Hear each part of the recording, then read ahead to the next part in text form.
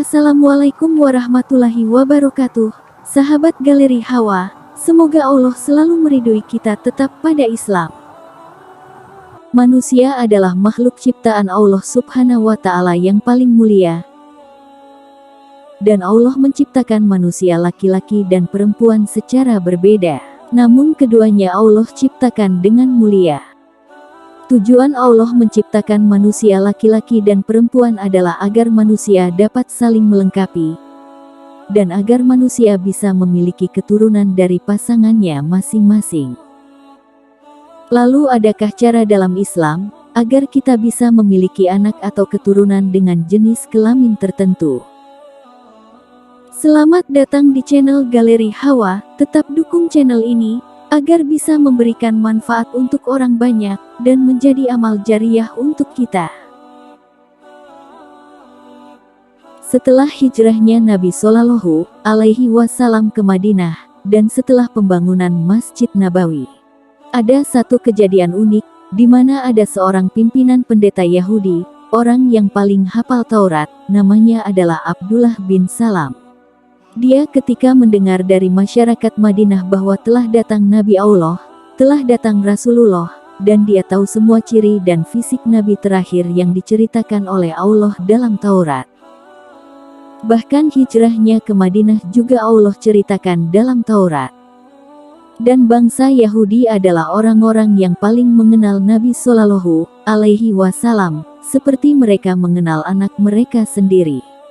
Allah berfirman dalam surah Al-Baqarah ayat 146.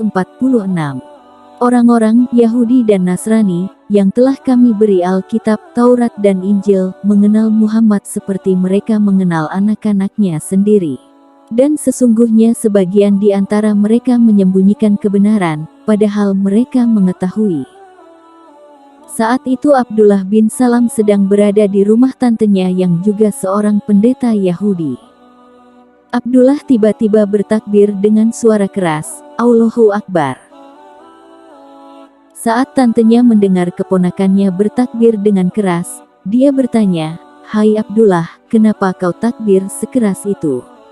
Abdullah menjawab, "Wahai Khalati," Khalati adalah sebutan tante dalam bahasa Arab, "bagaimana saya tidak bertakbir? Bukankah kita semua sudah mengetahui tentang ciri Nabi terakhir, dan betul-betul ada pada diri orang ini? Jelas-jelas Muhammad itu utusan Allah, dan kita temukan dalam Taurat, saya hafal, Anda hafal, kita hijrah ke Madinah justru karena itu." Tantenya berkata, "Baik, pastikan dahulu, temui dia, lalu sampaikan kepada saya." Maka Abdullah bin Salam pun pergi menemui Nabi Shallallahu Alaihi Wasallam. Lalu dia memastikan dengan banyak pertanyaan. Di antara pertanyaan Abdullah adalah, "Saya akan bertanya kepadamu hai Muhammad, tentang 3 hal yang tidak diketahui kecuali oleh Nabi." Kata Nabi Shallallahu Alaihi Wasallam, "Silahkan tanyakan." Maka Abdullah pun bertanya, dia bilang, "Siapa orang-orang yang pertama masuk surga?" Kata Nabi Shallallahu Alaihi Wasallam, "Jibril telah datang kepadaku dan memberitahukanku sekarang, informasinya adalah orang miskin dari kaum muhajirin." Maksud Nabi Shallallahu Alaihi Wasallam adalah muhajirin dari Mekah, para sahabat Nabi.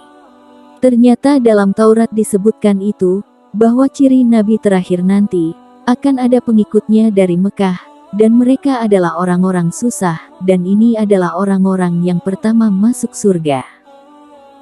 Pertanyaan kedua yang ditanyakan Abdullah adalah, apa makanannya ahli surga? Kata Nabi Shallallahu Alaihi Wasallam, "Jibril memberitahukan padaku, makanan mereka adalah hati ikan." Lalu kemudian yang ketiga ditanyakan, kapan anak laki-laki itu mirip ayahnya? Maksudnya jenis kelaminnya, bagaimana caranya agar memiliki anak laki-laki atau perempuan? Kata Nabi Shallallahu Alaihi Wasallam, kalau sperma laki-laki mendahului istrinya, anaknya laki-laki, dan kalau sperma perempuan mendahului suaminya, maka anaknya perempuan. Maksudnya, jika suami terlebih dahulu klimaks dan mengeluarkan sperma, maka jenis kelamin anaknya adalah laki-laki, begitupun sebaliknya. Maka Abdullah bin Salam berkata, "Anda benar. Asyhadu alla ilaha illallah wa asyhadu anna Muhammadar Rasulullah." Dia langsung syahadat dan menjadi salah satu sahabat Nabi Shallallahu Alaihi Wasallam yang mulia.